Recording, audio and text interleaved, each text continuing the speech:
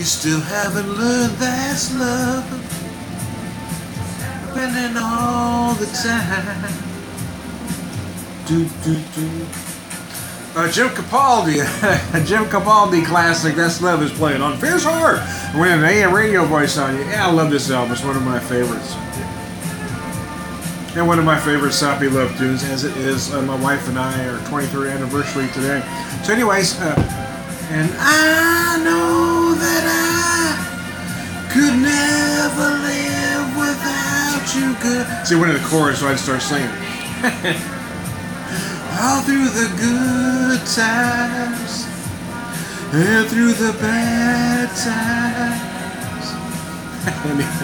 So anyway, we bought this about 10 years ago, never got around to it. We're going to open it the next year, never got to. After about 5 years, we're going to decide we're going to open it on New Year's. Today we still forgot. Cut to now, 10 years later, and here it is. So I did a video for it earlier today, and I thought it was going to be belly up, to be honest with you. And quite frankly, it was, and I was really surprised.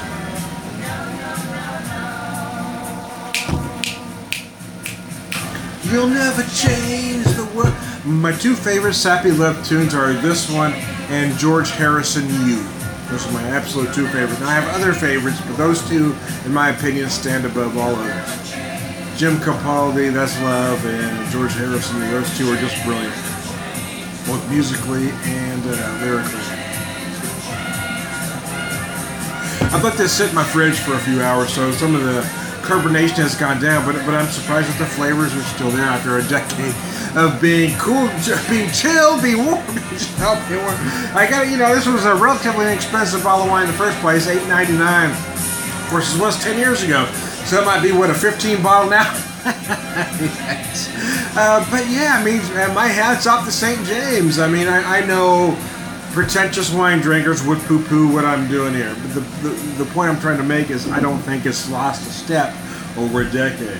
It is a rather inexpensive bottle, I get that, but I don't think it's lost anything. I don't know what song I was going to play next, so I'm trying to, be up on it.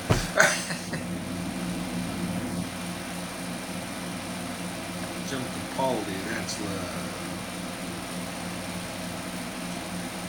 Well, not the song I was looking for, but I'm going to play it anyway. Rocky Burnett, Toe to in the Line, a classic rockabilly tune. Late 70s. The self-proclaimed son of rock and roll, Rocky Burnett.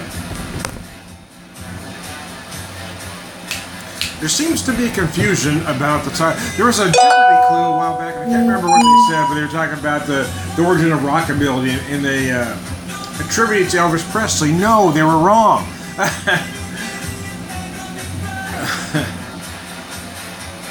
Rockabilly was named for Rocky Burnett and Billy Burnett, from original rockabilly artist Johnny Burnett. It had nothing to do with Elvis Presley. Like everything else, Elvis stole shit from everybody. Grossly overrated, in my opinion. Oh, you're not going to badmouth Elvis, are you, Tom? Yeah, I am. He was overrated, man. He stole from artists. He stole from every artist. Wasn't all his fault. It's just the way things were done back in those days. But stole from Muddy Waters. Stole from everybody. Anyways. Baby, baby. Do-do-do. I love this, the melody of this too. Anyways, it doesn't fit for the day, I know, but it was up there. It's not playing. So anyways, yeah, I mean, they say spicy catawba or sweet and spicy catawba. I don't know what the hell a catawba is. I know it's a melon of some sorts, but I've never ate one. I was getting some strawberry-like notes. That's what I was feeling on the nose and then on the flavor. And it kind of tarts up like a strawberry at the end. When I first popped it and poured it, though, I was getting some of those tart notes on the nose. I'm thinking, oh my gosh, this is going to taste like vinegar, man. And it did, doesn't it, man? It's still rather sweet to it. Oh, shit. Thanks a lot, Large. Large decided to come on my table and start scratching herself. And knock my camera down. I can't work like this, man. One day I made the joke, I was setting up my studio. My wife says, it's a living room. It's like that commercial where the guy has the man cave. It's a garage, Nick. Yeah. It's my it's my frickin' studio, man. Hey, Pitbull, how the hell are you, my friend? Tied toe in the line. You wanna jump on me now, baby? Baby, you're making me cry. Baby, anyways, I digress. I digress. My wife tried to drink a little bit. See, every once in a while, my wife doesn't really drink anyway, to be honest with you. But every once in a while, she'll try something. But you know, sometimes she gets just beat ass red, face breaks out, it gets real hot. But lately, she's tried some other things, didn't bother her as much. But she tried some of this wine, tasted good. But about 30 minutes later, she was having shortness of breath. You know. And I'm thinking, I'm just kind of guessing here, but I'm thinking there's some sulfites in the wine. Because sometimes she'll have little bits of something else and it won't bother her. I mean, that's what I really think it is.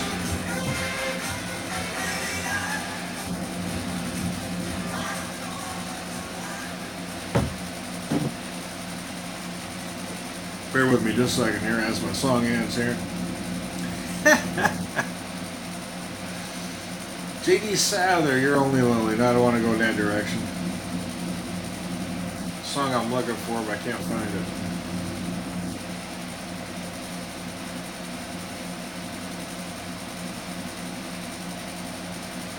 I don't have it in here.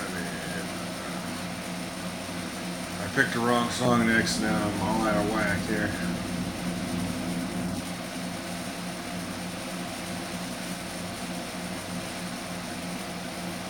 Baby, I'm trying to find a George Harrison U, which I know I have in here, but it's just not giving it to me, man.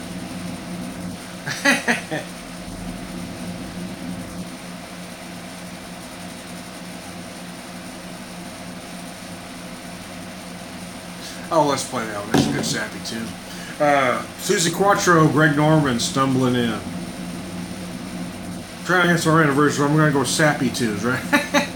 but the George Harrison U is actually my absolute favorite love song of all time. It's just a brilliant song. Anyways, I digress. So I'm going to kill this bottle here because my wife can't drink it. I'm going to do a video over this. She's in there cleaning the shrimp. I know it's something I probably should have done, but I did other things. That was her job, man. So I picked up, again, I got a steak, and I got some margarine. Yeah, we could have went out, but it was actually a little bit less expensive to do this. I mean, I bought a very nice steak and those Argentina Reds. I love this tune, yeah. Anyways, Argentina Reds, if you've never had them, they're very nice. They have a similar flavor and texture to a langoustine. Some say lobster, but it's really more of a langoustine than a lobster. But they have that kind of lobster sweetness, and it's a little fleshier than your typical shrimp, even a good Gulf shrimp. I must have been on a roll because I got that same look from the seafood department because I was looking around. I looked and then I left. I came back. He says, "You know what you want now?" I said, "Yeah, I want these Argentina Reds." And he smiled and said, "Yeah, those are the best shrimp I have here." I said, "Yeah, they have they're a little fleshier, they're a little sweeter. They have more of a meat like a langoustine." He says, "Yes, they do. You're right." He said, "Not a lot of people know that." I said, "Well, you know, I'm old. I've been around, man. I picked up some shit." Don't like to let people know I have knowledge. I kind of try to keep that hidden, to be honest with you, because I love to be underestimated. It's kind of my thing. The table stumbling in. Yeah, it's a crazy sappy tune, but I like it. Susie Quattro, really, yeah. But here's the thing: Susie Quattro really is credited for bands like the Runaways. You know, Joan Jett was heavily influenced from Susie Quattro. Not this particular tune, but her earlier stuff was a little edgy. Well, I won't say it was punkish, but it was a little edgier than, you know, this. But, you know, artists do what they do. They had to kind of mold her. You know, this before she was Leather Tuscadero. Let's just. And that was kind of the end of Susie Quattro. I know I got her some really large. Lauren just really trying to knock my shit down. See, here's Laura's issue. Laura loves attention, and she when I'm talking to the camera, she thinks somebody else is getting her attention, and that really cheeses her off. So she knocks the camera down. Really bugs her, man.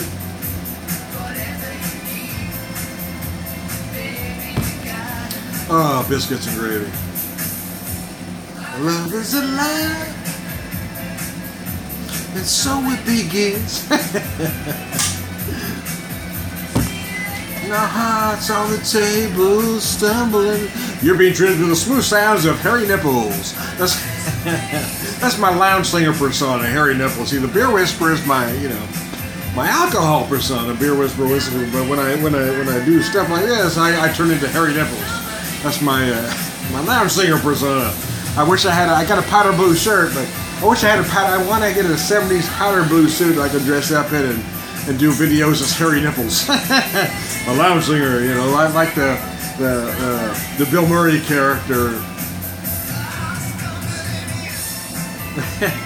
from SNL, I can't remember the name of that character now, but it was great. I want to be that character, man. Hairy nipples. Stumbling in hairy nipples. One of the smooth stylings of hairy nipples, anyways.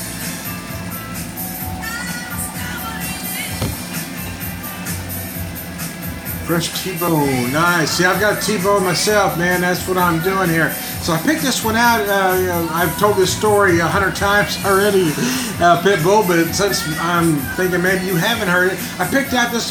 They had T-bones there. There's this local market in town called Ruby's, very similar to a Whole Foods. Somewhere between a Whole Foods, a Lucky's, Fresh Market, that kind of thing. But anyway, oh shit. Catch it in time.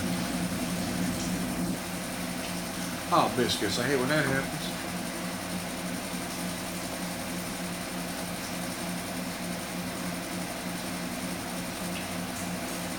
So anyway, yeah, they had T-bones, and there was a bunch of them there, and I said, no, I want that one. I want that second one right there, because it had that whole tenderloin. He put that up, he gave me a little grin when I picked it out. After he put it up there, I said, I want that one because that one looks like a porterhouse. He said, yeah, I should have marked that one as a porterhouse because they had the whole tenderloin on there.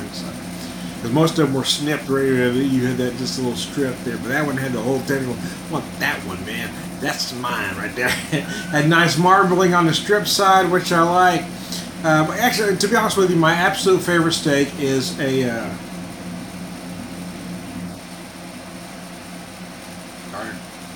Tried to do two things at once there. I couldn't do it. My absolute favorite steak is a ribeye because it has, it's the most tender next to a fillet, but it has much more flavor than a fillet.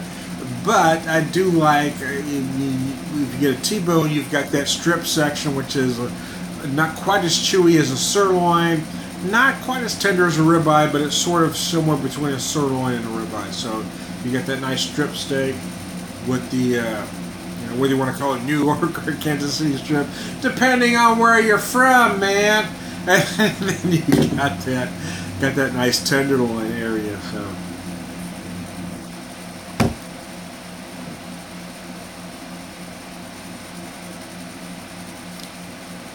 bear with me. I'm not ignoring you. I'm trying to find a particular tune, and I'm just not doing well.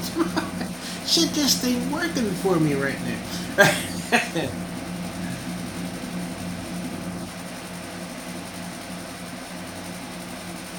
Oh darn, that didn't work at all. Oh, there it is.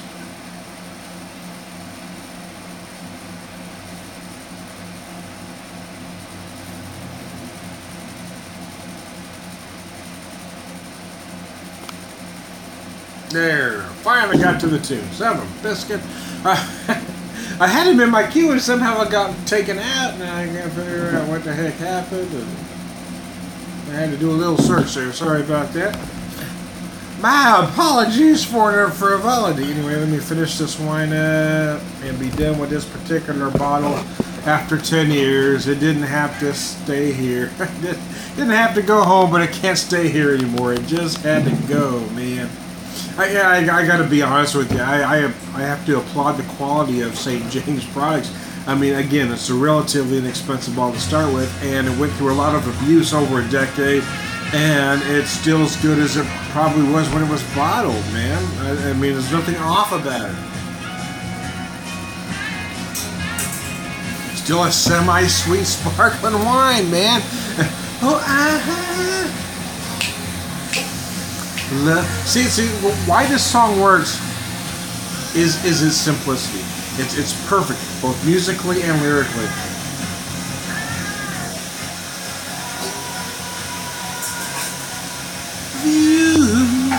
So I love you. That's it, man. That's all you made. That's the song, man. Why it works? Why does it work, Tom? Why is it brilliant? It's the build-up. Because it starts, it's the crescendo. It works up to something. And that's the problem today, is a lot of folks don't understand how music works. The dynamics. So many people don't understand dynamics. That's why you have, these guys that use nothing but auto-tune writing these crazy, stupid lyrics, and they're selling millions of records because folks don't understand dynamics.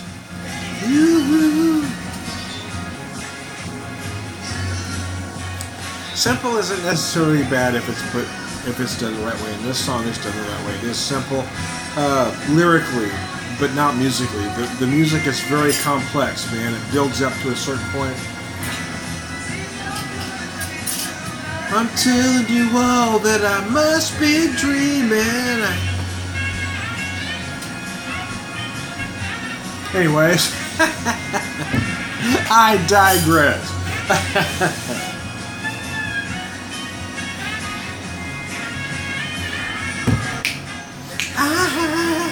I love you. Anyways, I was watching this video. It's got various pictures of George Harrison over the years. I mean, at one point, you would swear George Harrison was a picture of Jesus everybody had hanging in their home. Back in the 70s. Holy crap! Is that Jesus or George Harrison? At some point, it was hard to tell the difference, man.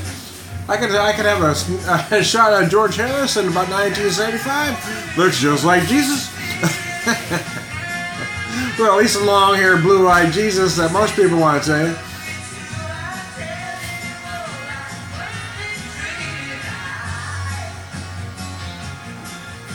I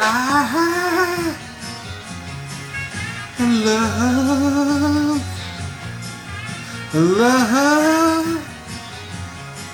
Oh, see, this is why this song works. Is that build-up? It starts out simple and it keeps going to the crescendo. You crescendo. Saying, I know stuff. Crescendo. I've forgotten a lot of stuff over the years, but one time I knew shit.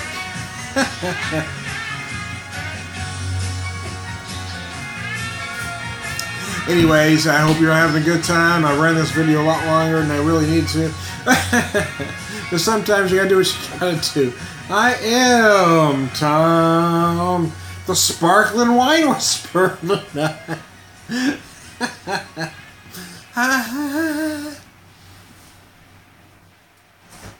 Excuse me, what? Deal with this for a second. Bear with me.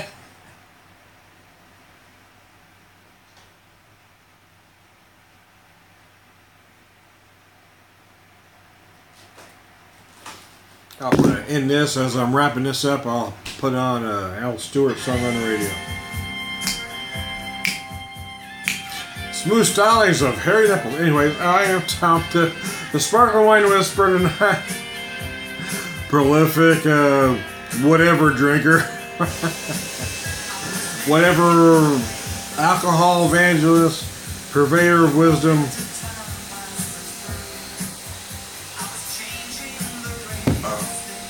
An all-around good guy. Y'all have a good one.